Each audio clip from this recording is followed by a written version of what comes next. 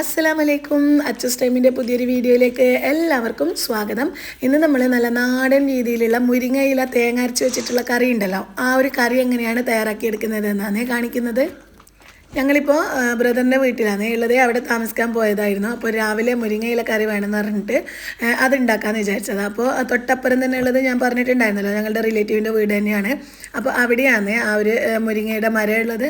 അപ്പോൾ അവിടെ പോയിട്ട് നമുക്ക് ആ ഒരു മുരിങ്ങയില പറിച്ചു കൊണ്ടുവന്നിട്ട് എങ്ങനെയാണ് ആ ഒരു കറി വളരെ ഈസി ആയിട്ട് നല്ല ടേസ്റ്റിൽ തയ്യാറാക്കിയെടുക്കുന്നതെന്ന് കാണാം.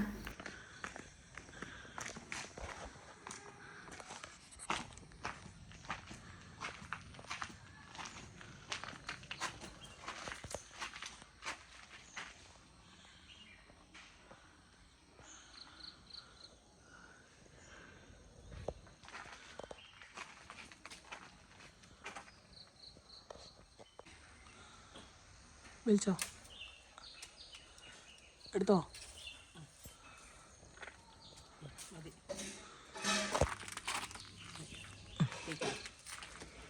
ആ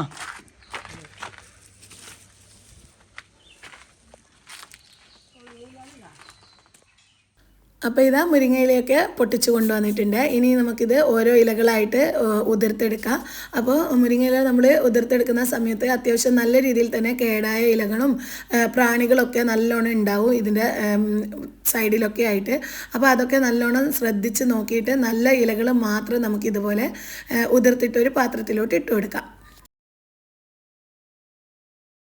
കനം കുറഞ്ഞ ചെറിയ തണ്ടൊക്കെ ഉണ്ടെന്നുണ്ടെങ്കിൽ അതൊന്നും ഈ ഒരു കറിയിലിട്ടാൽ കുഴപ്പമില്ല. പക്ഷേ കട്ടിയുള്ള തണ്ടൊക്കെ ആണെന്നുണ്ടെങ്കിൽ വെറും ഇലകൾ മാത്രം ഇടുന്നതായിരിക്കും ആ ഒരു കറിക്ക് കൂടുതൽ ടേസ്റ്റ് ഉണ്ടാവുക. അപ്പോൾ ഇതൊക്കെ ഉതിർത്തിടുന്ന ആ ഒരു സമയം കൊണ്ട് കറിയിലേക്ക് ആവശ്യമായിട്ടുള്ള തേങ്ങ ഒന്ന് അരച്ചെടുക്കണം. അപ്പോൾ അതിന് വേണ്ടിയിട്ട് തേങ്ങ ചിരകി എടുത്തിട്ടുണ്ട്. ഇനി ഇത് മിക്സിയുടെ ജാറിലോട്ട് ഇട്ട് കൊടുക്കുന്നുണ്ട്. ഇനി ഇതിലേക്ക് കുറച്ച് പെരിഞ്ജീരകവും മഞ്ഞൾപ്പൊടി, മുളക് പൊടി, മല്ലിപ്പൊടി ഇത്രയും പൊടികളും ചേർത്ത് കൊടുക്കുന്നുണ്ട്. ഇതിൽ മഞ്ഞൾപ്പൊടിയാണ് കൂടുതൽ വേണ്ടത്. മല്ലിപ്പൊടിയും മുളക് പൊടിയും ഒരിത്തിരി മതിയാകും. പിന്നെ അതും ചേർത്ത് കൊടുത്തിട്ട് കുറച്ച് വെള്ളം ഒഴിച്ചിട്ട് നല്ല ഫൈൻ പേസ്റ്റായിട്ട് തേങ്ങ ഒന്ന് അരച്ചെടുക്കുക. നന്നായിട്ട് തന്നെ തേങ്ങ അരിഞ്ഞ് കിട്ടണം കേട്ടോ, എന്നാലാണ് നമ്മുടെ ആ ഒരു മുരിങ്ങയിലയുടെ കറിക്ക് ടേസ്റ്റ് ഉണ്ടാവുക.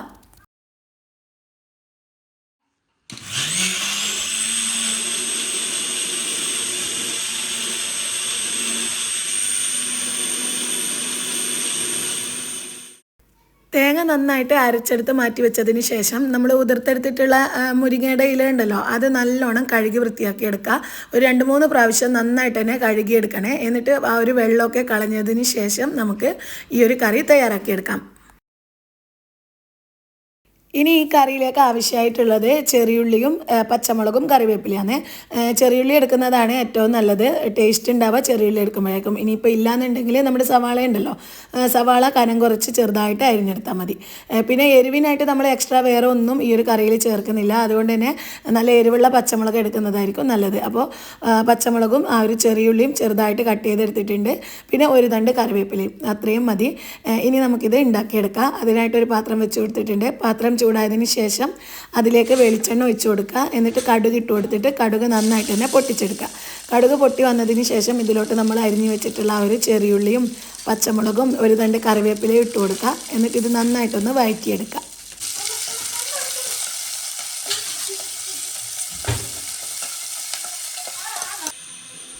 ആ ഒരു ഉള്ളിയുടെ കളറൊക്കെ മാറിയിട്ട് ചെറുതായൊന്ന് ബ്രൗൺ കളറാകുന്ന സമയത്ത് ഇതിലോട്ട് നമ്മൾ കഴുകി വൃത്തിയാക്കി എടുത്തിട്ടുള്ള മുരിങ്ങയുടെ ഇല ഉണ്ടല്ലോ, അതിട്ട് കൊടുക്കുക. മുരിങ്ങയുടെ ഇല ചേർത്ത് കൊടുത്തതിന് ശേഷം ഇത് നന്നായിട്ടൊന്നങ്ങ് മിക്സ് ചെയ്തെടുക്കുക. ഇല പെട്ടെന്ന് തന്നെ വാടി കിട്ടിക്കോളൂ കേട്ടോ. അപ്പോൾ അതൊന്നങ്ങ് വാടി വന്നതിന് ശേഷമാണ് നമ്മൾ ഇതിലോട്ട് തേങ്ങ ചേർത്ത് കൊടുക്കുന്നത്. അപ്പോൾ ഇത് നന്നായിട്ടൊന്നങ്ങ് ഇളക്കി കൊടുത്തിട്ട് അതൊന്നങ്ങ് വാട്ടിയെടുക്കുന്നുണ്ട്.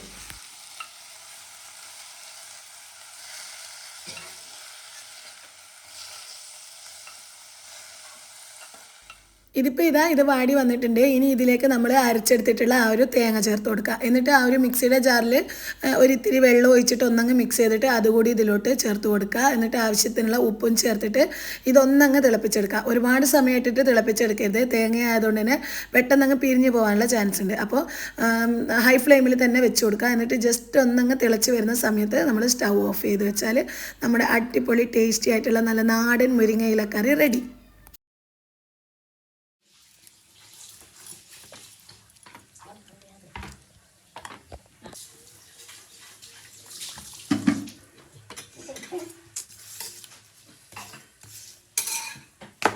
ഇത്രയേ ഉള്ളൂ. വളരെ സിമ്പിളല്ലേ ഉണ്ടാക്കിയെടുക്കാൻ. പെട്ടെന്ന് ഉണ്ടാക്കിയെടുക്കാനും പറ്റും. നല്ല ഹെൽത്തി ആയിട്ടുള്ളൊരു കറിയാണ് ഇത്. നമ്മൾ രാവിലെ എന്താ കറി വെക്കാമെന്ന് വിചാരിക്കുന്ന സമയം കൊണ്ട് മുരിങ്ങയില ഉണ്ടെന്നുണ്ടെങ്കിൽ നമുക്ക് ഉണ്ടാക്കിയിട്ട് കഴിക്കാൻ പറ്റിയിട്ടുള്ളൊരു കറിയാണിത്. ഈ ഒരു കറീൻ്റെ കൂടെ ഏറ്റവും നല്ല കോമ്പിനേഷൻ എന്ന് പറയുന്നത് ഈ കാണുന്ന പരത്തിയവത്തിലാണ്. പിന്നെ നമ്മുടെ ഓട്ടുവത്തിലും സാധാരണ അരിയുടെ ദോശ ഉണ്ടല്ലോ, ആ ഒരു ദോശയാണ് ഇതിനോട് ഏറ്റവും ടേസ്റ്റ് ഉണ്ടാവുക കഴിക്കാൻ.